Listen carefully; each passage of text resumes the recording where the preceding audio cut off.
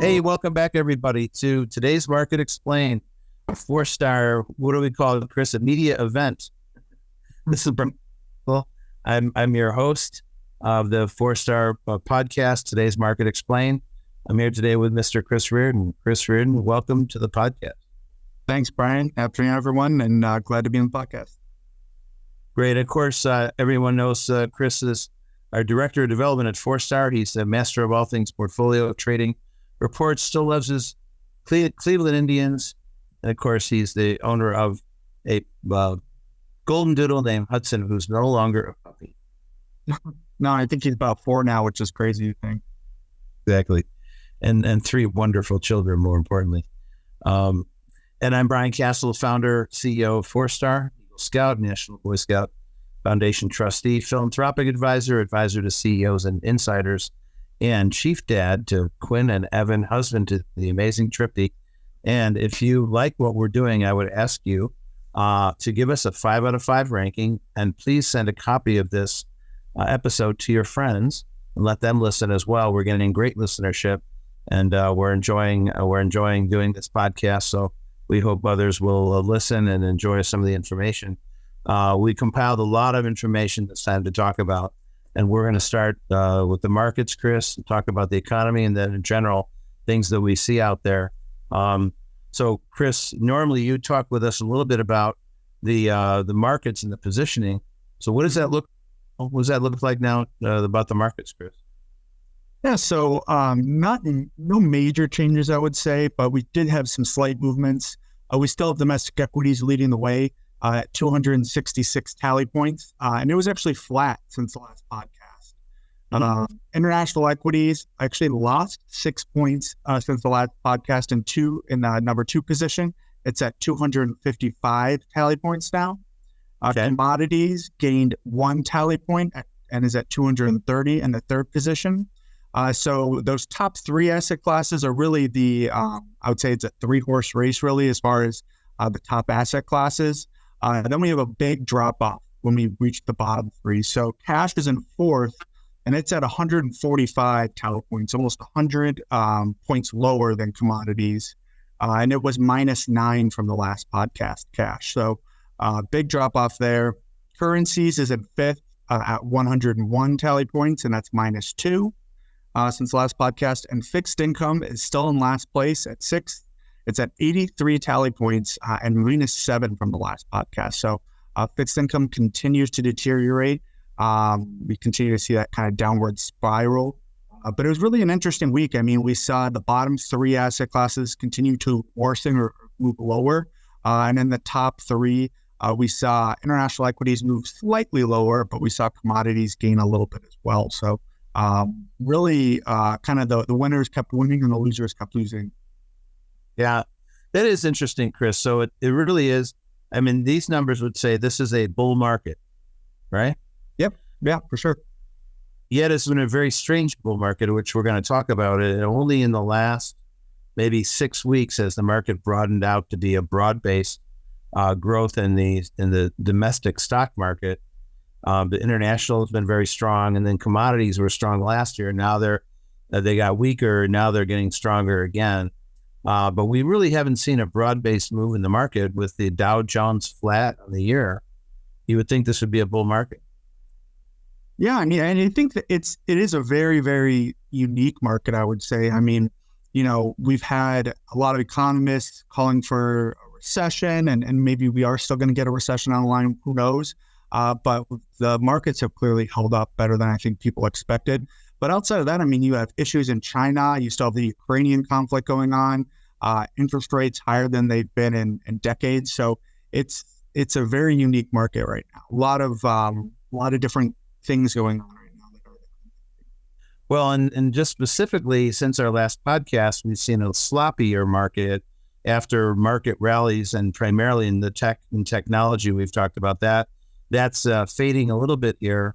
And the rest of the stock market isn't going down as much. So relatively, the outperformance of technology is minimizing as when the declines are happening. They're going down less, tech's going down more. So the differences in the sectors, which were so pronounced 2 months ago, aren't as stark anymore. But there are, as we sit here today, even though the S&P is up about 10%, the half of the S&P sectors are down on the year. Yeah, for sure. I mean, I think that what we've seen in the short term that's really helped the S&P, and mostly it's been semiconductors that have been the biggest gainer. It's been this kind of revolution we've seen with AI stocks and really this craze. And really the last time we saw this was with cryptocurrencies and the impact they had on semiconductor stocks. So we're seeing this kind of mini trend happen. And I think now we're starting to see some of that kind of the gas be let off the pedal a little bit, or foot be let off the gas pedal a little bit here. So we're starting to see some of the people say, hey, things might not be as quick or as optimistic from the AI front as expected. It's something coming down the line.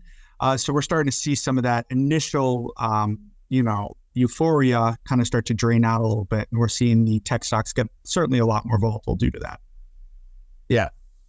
So the last couple of weeks, we've seen the market down. Market was down 2.5% 2 weeks ago, then again 2% last week. It's sloppy this week as well. The NASDAQ composite's gotten hit worse. And part of it has to do with there was a downgrading of the U.S. debt. Fitch, which is one of the rating agencies, went to a AA ranking from AAA. And now this is 11 years after Standard & Poor's did that in August of 2011.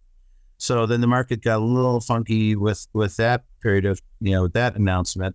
So the value stocks have been doing better than the growth stocks because they were priced for nosebleed territory. Apple was down about 5%. The chips, the semiconductors got hit. In Taiwan, said demand was disappointing. So there's a lot of things that are strange. Now, NVIDIA, on the other hand, like you mentioned, Chris, the artificial intelligence was up huge, and they had a huge earnings beat, but then the stock went from 500 and had sold off. So we've had positions in and out of that stock at various times. We're back in it now. But, that artificial intelligence is really driving NVIDIA, which is the graphics card company and also involved in artificial intelligence platforms. Although we did see Taiwan Semiconductor and AMD doing better than other companies in that they're in the AI space, that other companies in the chip sector. Amazon was still strong, but the fresh experiment at Amazon is actually failing, not doing well. But they're so big that the fresh thing was such a small aspect of it. So it's not as big a thing as people had thought. Anything more on the markets, Chris? No, I mean, I think that covers it. Well, I guess one little thing that I'll add, I think with the AI especially, we're seeing NVIDIA, I think earnings came out. I think the one thing to highlight is earnings for the most part have been, I think, better than expected. I think something like 82% have beat expectations. So that has certainly helped a little bit. But I think that where we're seeing kind of the markets dip a little bit on this volatility is because the forward expectations are being dropped. So we're seeing a lot of these CEOs kind of preparing for a drop in earnings in the coming quarters. Yes. So that leads us to the economy, Chris. And the economy is kind of the big enchilada here. What's going to happen? We've been rumored to have a recession since the beginning of 2022. Yeah, we haven't had one. Although, if you count the second and third quarters of last year slightly down, then that's the definition of a quarter. But of a recession. But everybody was saying, "Oh no, it wasn't enough to be a recession." But that is the technical, the business economist group that decides what's a recession. 2 quarters in a row of negative growth, that's technically a recession. So we had a very small recession last year, but what everyone's looking for is a big recession, like a not maybe not a 2008 style or something, but a bigger recession. And that has just not happened yet. While we're having, record inflation, strongest inflation in 40 years, the markets crashed last year. We're not seeing a big decline in the economy. Growth in employment has been strong, and then it got slowed down a little bit, but it didn't go negative in a week until recently. It was less than expected, but still positive. So just recently, the Federal Reserve had their Jackson Hole conference that they do every summer in late August. And Chairman Powell came out and gave his comments afterward that Kansas City Fed is the one that sponsors that Jackson Hole event. So they led the whole effort, but Powell spoke. And they said basically everyone was hoping that they'd say, okay, we're going to stop raising interest rates because they feel like the interest rates are choking off the economy, causing higher costs for buying real estate with mortgages and other negative reasons for higher interest rates. And they said basically, no, we're not done raising rates necessarily. The inflation fight is not over. They will be data dependent going forward. And what that means basically, if they see negative things in the economy, they could raise interest rates again. I know from discussions with certain Fed members that we're familiar with, some of the people who are at Jackson Hole, that there are 6 of the Fed presidents now that are in the camp of pausing, and they specifically want to pause. And so that pause will go on until the next meeting, at least, when they could raise rates would be in November. So let's see what the record interest rate increases, Chris, does to this economy. Will it finally slow it down? We're not sure. And the Fed, has gone through this interest rate tightening cycle a number of times. And it does take a little while. There is a lag time between interest rates rising and how it affects the economy. But Chairman Powell confirmed again that he wants inflation to get down to 2%, which is the normal Fed model. There was talk that since inflation was so high that they'd stop at 3% because they're just exhausted and they want to get it over with. But he reiterated again that he wants it to go to 2%. And unfortunately, in the last month, we're seeing gas prices go up. We're seeing certain inflation metrics go back up. So let's hope that doesn't begin a longer trend. Yeah, I mean, and I think that's a great thing to point out is we got the CPI Consumer Price Index numbers for July, and they were pretty much flat. They were up 0.2%. So still relatively muted, which you could say is overall positive, that we're really seeing inflation slow down or at least steady consistently. But some of the headwinds, as you alluded, Brian, is gasoline is headed to a major increase in this coming CPI reading. It had an increase of only 0.2% in July, but regular gasoline is up 30, probably more at this point, but 30 cents a gallon from a month earlier as of late. And if just that 30 cents alone would lift the gasoline component of the CPI more than 10% for the August reading. So most likely the August readings we're going to get are going to be much higher. So I think that's one of the major reasons we're seeing the Fed with this kind of sit and wait. They're not going to project lowering rates or anything anytime soon, because I think that there's still a lot of unknowns out there. And there's still a lot of impact. I mean, I think we could see inflation raise again, another couple percent, go back up 4 or 5, 6%. Not sure if it'll reach the highs we saw, but we could see it certainly raise back up again, especially in the short term.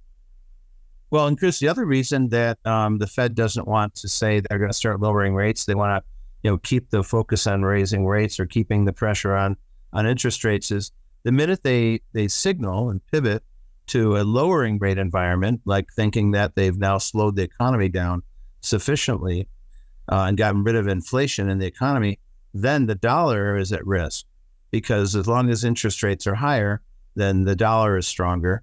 The dollar as a currency is under a little bit of concern here, because there is a consortium of 5 major countries that are creating their own trading currency, the BRICS, as they call them. Brazil, Russia, India, China, and so in South Africa. So if they do that, then they won't demand as much dollars for international trade. The euro dollar is still operative, but and the petrodollar is still operative. But for some of the other commodities, they may not use dollars anymore. So the demand for dollars would go down. And if interest rates go down too, then the demand for dollars to get our interest rates would go down as well.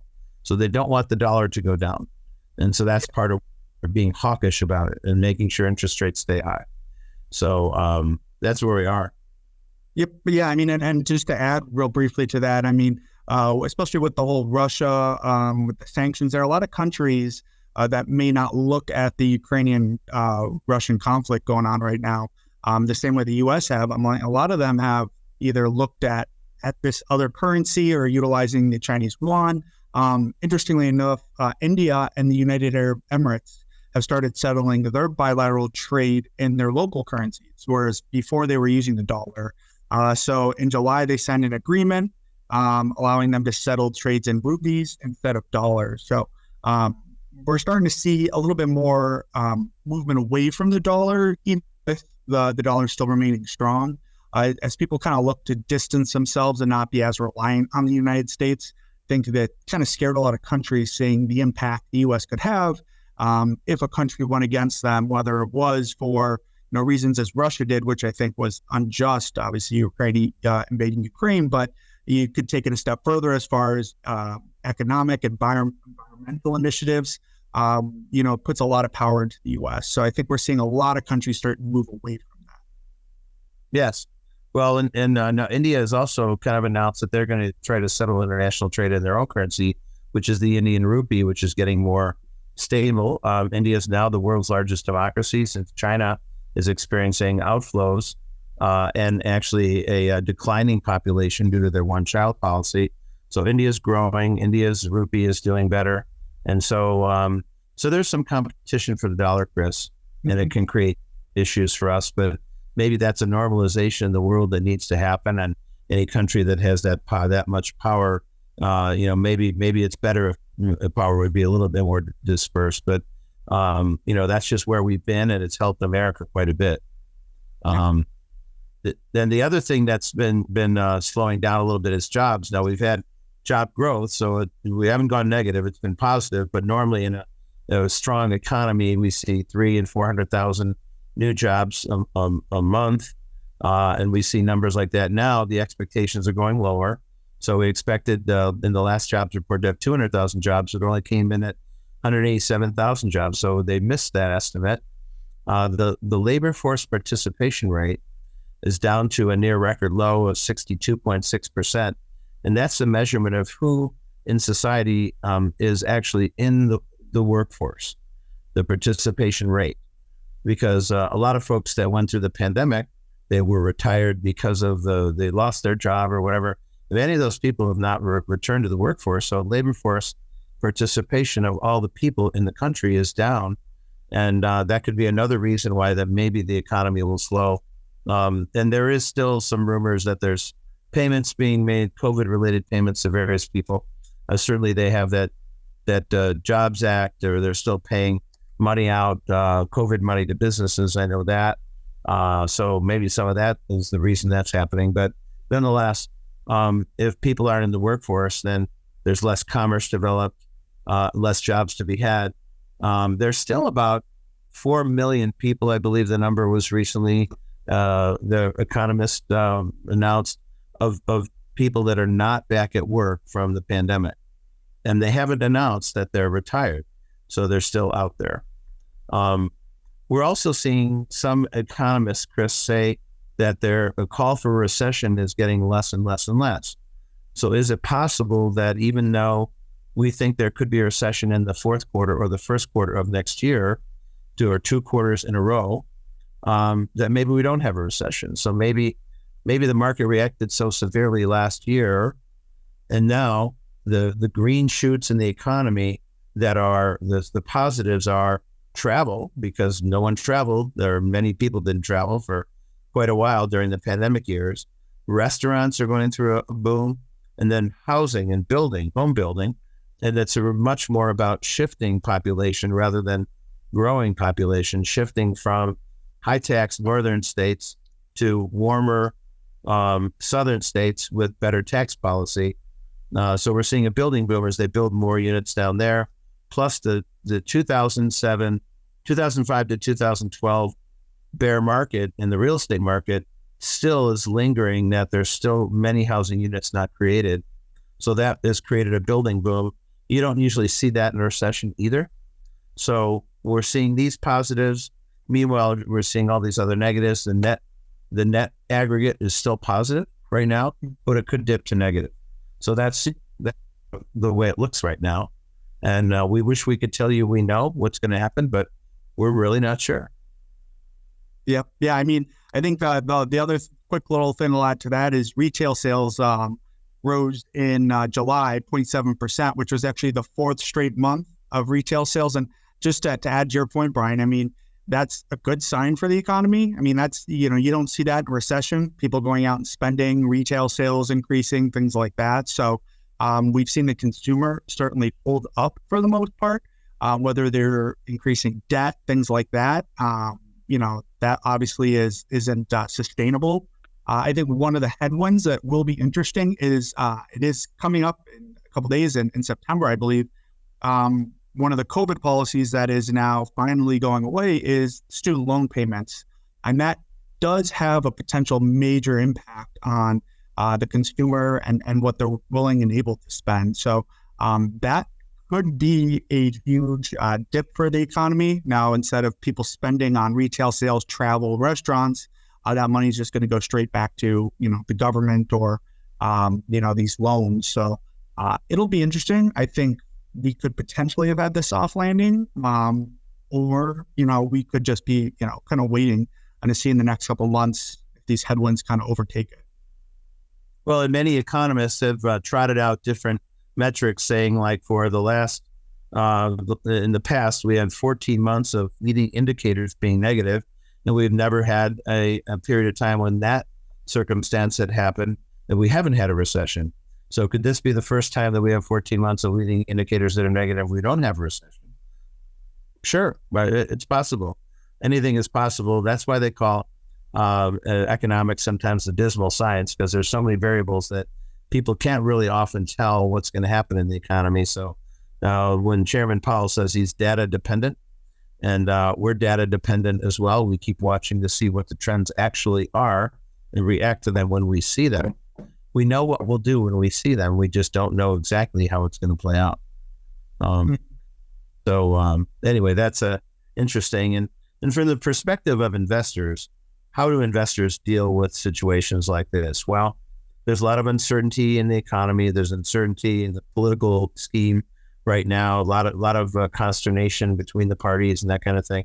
So we always like to say that we are also data dependent, but we react to the trends that we see. And so in our portfolios, we're very strongly invested in taking risk when the markets are going up and strong. Right now, we're fully invested because that's what we see right now. But if things turn down, we'll take protection. And that's what we did last year. And relatively, we had one of our best years where everyone was down a little bit. Many investors were down 25, 30, 40% last year. And many of our investors are down less than 10%. So we're trying to preserve capital. And that's all you can ever do as an investor. What do you do when the markets are going down? We try to take protection. But when they're going up, which is about 80 to 85% of the time, you should be fully invested for the money you can take risk with, and then be protective at other times and watch the trends closely. That's what we do at Forrester.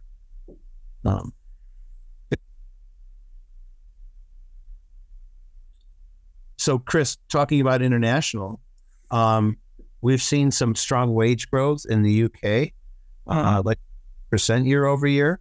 So we've seen some really strong, they raised rates in England. So seeing some different changes there. They're trying to tamp down some of the excesses in their economy, similar to what we're doing in the United States. There's some other international growth as well, Chris, right? Yeah, I mean, I think, the big news out of the UK was obviously that wage growth. I mean, I think that is absolutely crazy, 7.8%, which is the strongest ever recorded. So, obviously not just the U.S., but the whole world is dealing with this inflation issue for the most part. But I'd say the other big news is China. We've talked at length the last couple podcasts about obviously some of the negative economic news coming out of China. Well, China finally kind of had it up to it and said that they would stop reporting the country's youth unemployment rate. And that's because the last reading was 21.3% for the youth unemployment, and it was really getting shown in the news. So we're really starting to see China essentially become defensive and even just outright stop reporting numbers there. But on top of that, it continues to worsen the condition in China. So Country Garden Holdings, which is one of China's largest real estate developers, missed payments on some of its bonds, and is warned it is going to going to post a record loss for the first half of the year. So we're really seeing almost the second large real estate developer in China potentially, have issues. They maybe need to get rescued by the Chinese government. So that's going to cause a lot of volatility. The People's Bank of China lowered the interest rate on their one-year loans from 2.65% to 2.5% or 2.5%. And then they also injected about $55.2 billion in new loans into the banking system. So they're trying as hard as they can to really prop up and help the Chinese economy. But, they're in a tough spot right now. And with all this injection of money, they're starting to slip into deflationary territory, which if the Chinese economy does slip into deflationary territory, and that's where the currency if we're seeing prices weaken, that is much harder to get out of than an inflation environment, which we're in now. Deflationary is much harder to get out of. It's kind of spirals in and on itself. So, it'll be interesting to see, but the issues out of China have certainly not gone away. And if anything, they've only gotten worse. They have. They seem to be really in a downward spiral, Chris. And, you talked about the stop reporting the youth unemployment. Well, certainly China is a command and control economy. So if you don't like the numbers, then stop reporting them.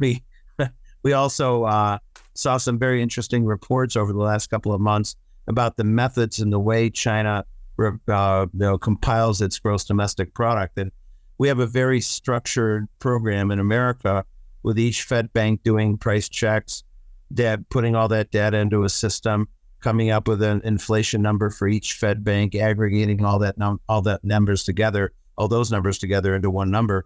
And it's a very organized process, and it's done the same way each time. So we're trying to get the same, the different, whatever the results are with the same measurements, right?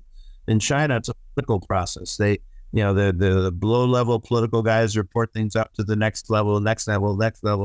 That's why they never had a quarter of negative growth. Who wants to report up the chain that negative growth is happening? So you got to be really suspect of those numbers, Chris, don't you? Oh, yeah, for sure. And we've talked about that. I mean, any of their numbers you take with a grain of salt. But even the Chinese, can only hide so much. And I think it was getting to the point where it was just getting so bad. They essentially just had kind of shut everything out. They're not like a North Korea or something like that. They are tied into the global economy. So we can still get a good estimate or read from it. And all signs that we've seen have really shown to an increase in the slowdown. And all these attempts to kind of prop it up haven't really helped. But interestingly, go ahead, Brian. Well, they moved $55 billion into the banking system to make loans to spur growth, but they've got so much real estate that's not even inhabited. And so, I'm not sure how that's going to work. So the yuan fell to a 9-month low. And so they're also experiencing deflation. So, we're worried about inflation in the United States and over in Europe. And so we need to tamp down inflation to a normalized level of, say, 2%. But if you have an economy that is suffering from deflation, just to review that again, if you wanted to buy something right now, and if prices are deflating and you knew 2 months from now it would be cheaper, you stop buying, and everybody stops buying all at once. That's when the whole economy collapses. And that's kind of what's going on right now in China. And they're actually admitting it to the public. China is not welcome to admit negative things. And now they're actually admitting it, which means they're admitting it now. It's probably been going on for quite a while. And the evidence is so strong that they can't deny it now, which is the only reason they're probably admitting it. But this is a downward spiral of deflation, population loss. They admitted that they lost 800,000 people last year, but we think they've lost probably 8 to 10 million. It could be as much as that. And they're only unable to deny it. So they threw a number out there that didn't sound so bad. When you have 1.3 billion people lose 800,000, doesn't sound so bad, but it's probably a much bigger number on that large of a population. So China's inflation could be a death spiral. Couple that with the fact that They've also got big floods and big problems going on around Beijing. There's all kinds of charges of floods affecting the suburbs and then blocking the gates into Beijing, so the water flows into the suburban areas. And apparently, hundreds of thousands of people have passed away from the floods. So it's a very, very messy situation. Yep. Yeah. I mean, it's a lot of headwinds within China. So it'll be interesting to see the impact it has on the global markets kind of moving forward. Interestingly enough, just across the sea there, you have Japan, which most people, when they think of Japan, had just been think of kind of a sluggish. Really, after the 90s, you had kind of a sluggish, low-moving, mostly even negative kind of economy. But Japan's GDP actually increased 1.5% in Q2 compared to a 0.9% growth in Q1. So Japan's actually starting to grow a little bit in the short term, and their exports actually rose 3.2%. So while China is starting to slip downwards, we're seeing kind of a reversal of fortunes, if you will, across the sea there with Japan. Well, in Japan, as you say, is starting to grow, and it could be a reaction from China, and people trying to leave China, and assets leaving China going over to Japan. And historically, Japan and China have had a very difficult relationship when Japan was one of the strongest countries in the world about 50 to 70 years ago, and they had their way with China, and China kind of abused a lot of people in China and things that went on militarily. So they've had a very difficult relationship. Japan was, as recently a few years ago, considered to be a zombie economy with the largest debt to GDP ratio of any country in the world, and a completely moribund growth scenario where they were experiencing declines in population as well. Some of those things seem to be changing, and it's just commerce. Car manufacturers, right, Chris? Toyota, Honda, the supply chain issues are unwinding. Subaru was up, 20%? Yes. So these are big numbers. So maybe things are better in Japan. Maybe things are going to continue to be that way. Yeah, we might see a little bit of growth out of there. We might see a little bit of a reversal. Don't think they're going to be exploding upwards, but we might see them start to trend upwards a little bit, which will be good. It'd be good to see after, like you said, Brian, being kind of in a zombie economy mode for the last decade, really, decade plus. And so we also look at the trends in the equity investing, stock market investing in dollar terms. And for the first time, we've seen a sustained rally in international stocks. And I say the first time in almost 15 years. In the period time between 2002 and 2007, in U.S. dollar terms, international stocks did very well as commodities. And U.S. stocks did okay, positive, but not near as good as international. But it's literally been since that time that we haven't seen much growth in the international stock markets. But now with the dollar being weaker or threatened to be weaker as well, and we're seeing some areas of international markets finally bottom, like Japan, we're seeing strength in international equities. So that had been the number one rank. It's still right near the top. And so we haven't seen a boom like this in many, many years. And this has gone on for about 6 months now, Chris. Yep. Yeah. I mean, I think where we continue to kind of see the running, if you will. And, we could continue to see a move. I think, the one issue, we talked about China, Europe certainly has obviously some headwinds as well. So, it'll be interesting to see kind of what comes out of this the next, quarter or two, moving into 2024, and eventually we see international and specifically emerging market economies start to act. Yes. Well, we'll see how it all shakes out. It's interesting. Just when you thought you had it all figured out, the world changes, doesn't it? That's right. I mean, I think that, we've been in kind of this mode with the U.S. dominating the world essentially for almost the last 100 years. So that certainly is an outlier, I would say. So, things are going to change, I would imagine, and we're starting to see, I think, some of the beginnings of it. What the end of that looks like, I don't think anyone knows. No, at this point. Very interesting. Well, just a couple things to add before we depart for today. We're seeing some big changes in the steel markets, and steel is a big component in construction, obviously, and construction has been strong with the housing markets, but not commercial real estate, but certainly residential. Cleveland Cliffs made a bid to buy U.S. Steel. They rejected it, but there is some movement in that market where they're trying to consolidate the market and come up with economies of scale. Another big announcement recently, which I think is a part of the trend that we discussed, is Berkshire Hathaway and Warren Buffett announced that they're buying into home builders. Now, if you look at all the home building stocks besides technology, they've been the best stocks of the year, from D.R. Horton and Lennar and some of the other home builders. So they've been very strong, but Berkshire Hathaway is recently investing into them. They might have pushed some of the stocks up for that matter. But with that housing boom based on a housing shift, not an aggregate growth, it's a change in growth into, from high tax northern states to lower tax, more efficient southern states, warmer climates. So they're still seeing that home building going on, and Berkshire Hathaway wants to be part of it. We're also seeing some trends that can affect the economy in the cities.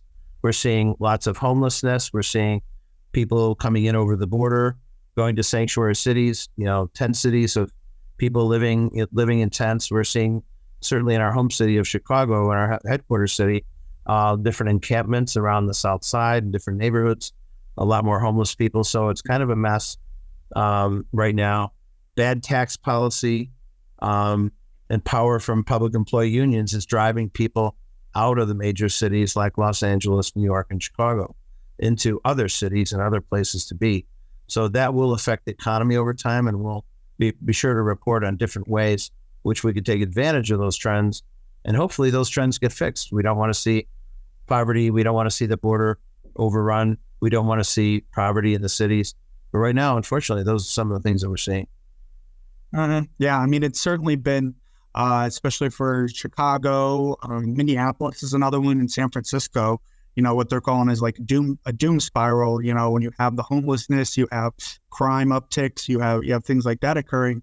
It just feeds on itself. You have people leaving due to bad taxation policies, which in turn raises taxes for other people, who in turn leave. So, I don't know what the ultimate solution is, but certain cities especially, I think, are going to face a lot of pressure. I think San Francisco's kind of leading in front of it. We're seeing a lot of corporations pull out, things like that. So it'll be interesting to see if they're able to kind of turn things around or not before it's too late. Yes. So on that sober note, I think we're pretty much done for today's episode. So everybody, look for the podcast or the blog post on the Leadership Matrix, and you can find that at fourstarwealth.com. Scroll down to what our advisors are saying, and there's a bunch of different blog post sites there, microsites, that you can see the collar stocks, the Leadership Matrix, and the others as well. So look at those. There's always interesting things there. You can sign up for regular blog posts of what's going on in the economy, and also get these podcast links delivered to your email by getting onto the podcast. Also, we're going to be doing an interview. We talked a lot about the banking system and about how over the last year or so, the banks have shown some weakness with short-term interest rates high. They're bringing in money at 5% and lending it out at other levels, and their cost of funds is above what they're getting and what their yield is. And so the banks are in trouble. If anybody remembers that in the late 70s and the early 80s, we had an entire banking industry go down, the savings loan industry. So it's significantly more traumatic than the things we've seen so far. But if we don't see a change in the interest rate environment, that could also cause trouble for the banks. We're going to be doing an interview with Andy Salk, and Andy Salk is the president of First Eagle Bank in Chicago, a community bank that does mostly real estate lending. And there's ways that you can manage a bank and not have the same issues that a lot of the other banks are having through different types of lending and different ways to manage that balance sheet in a bank. So we're hoping to hear some good news from Andy and how he's doing at their bank and how things are done the right way. So that podcast interview will be coming up. So watch for that. Chris, I think that's all we got today, right? Yeah, sounds good. I think overall we covered the major stuff. Okay, everybody. Well, thanks. We'll leave it there. Thanks for being with us on this 67th episode of the 4-Star Today's Market Explained podcast and video series. We'll be back again with an update in a couple of weeks. And we have a couple of really interesting interviews coming as well. So watch for those. And they're also right on Stitcher, Spotify, Apple iTunes, Google Podcasts, along with these episodes in today's Market Explained. So thanks for being with us, everybody. We'll leave it there.